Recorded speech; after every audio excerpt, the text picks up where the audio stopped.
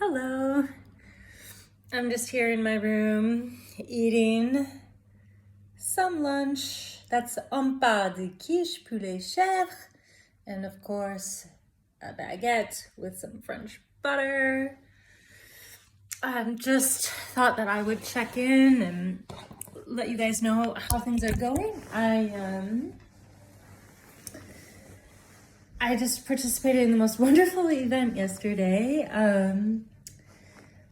It was called Le Magma, and it was a déambulation artistique, so it was like an artistic parade through the streets of Paris. So it began with like an orchestra on the parvis de l'Hôtel de Ville, so that plaza in front of the Hôtel de Ville, which is kind of like a city municipal building. And then after the orchestra was done, there was this huge truck with all these speakers out the back, and like the idea was to like dance to the next location through the streets of Paris. So you might know that like here in Paris, I have a group of friends, and what we do is like free dance through the streets of Paris, and it's usually like one of us has a speaker and a backpack, and we're like dancing along. So it was kind of like that, except like exponentially larger with like hundreds of dancers and a huge truck with all these speakers. And so we were dancing through the streets of Paris, and it was to raise awareness in support of climate action and social justice. And I really loved how the whole event, like the whole attitude and spirit behind the whole event, because like, yeah, we had signs, but the signs were all victories. The signs were all look at all of the positive things that we have been able to accomplish in the fight to stop climate change. And so every sign was just something really positive, and like we were like, everyone was just having a great time. It was like a moving party. So like the people we came across, like just like when we were doing free dance just of our small group of friends, like people tend to really like the energy, and so it was just like a really positive influence moving the street through the streets of Paris. And then every now and then there was we would stop and there would be performances, right? So like there was some rap and some hip hop and some spoken word, and then there was dance performances, to just really beautiful dance performances with like over 100 dancers, and then we would dance some more with the truck to the next location. There'd be more performances, and so we worked our way through the city, and just kind of like dancing and stopping to watch dance performances. And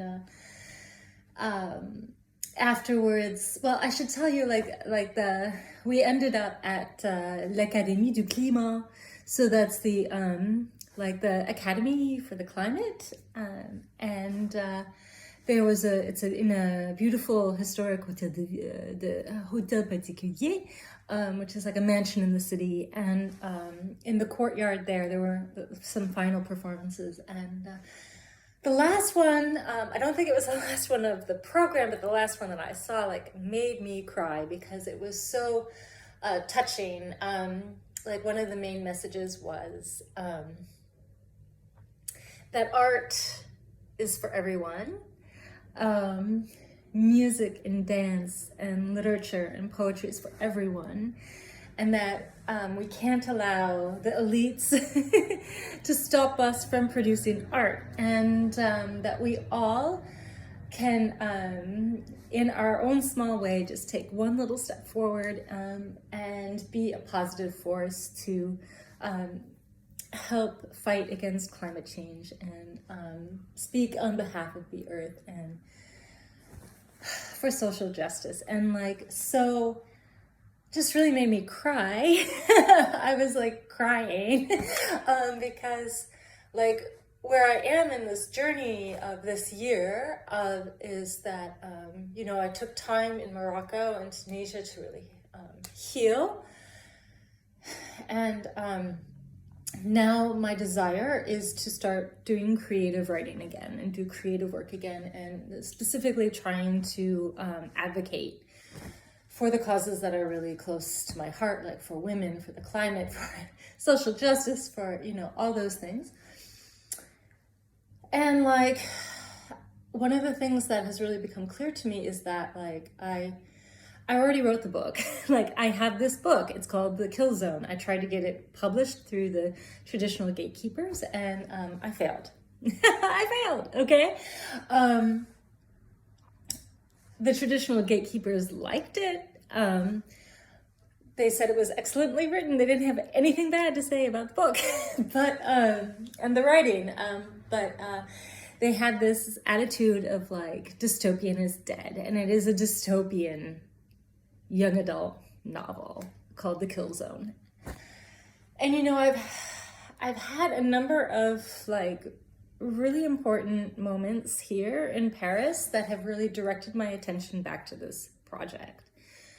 I went to the Musée d'Orsay, where they had a temporary exhibit about the beginning of the Impressionist movement in 1874, and what was really driven home to me was that the Impressionists were so blocked out of traditional, conventional art industry that they had to finance their exhibits themselves. They had to like, and when they did, they were not accepted and they got criticized. And you know, Impressionism is one of the most beloved art movements today.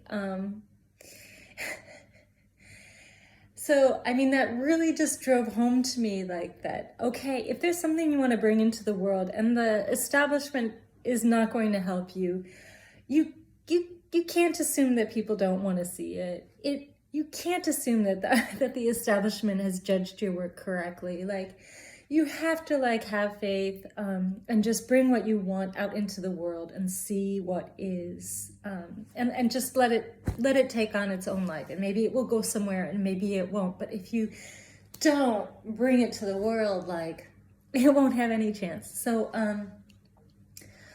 really after that experience, I started to go like, yeah, I need to bring the Kill Zone into the world, however that's going to be.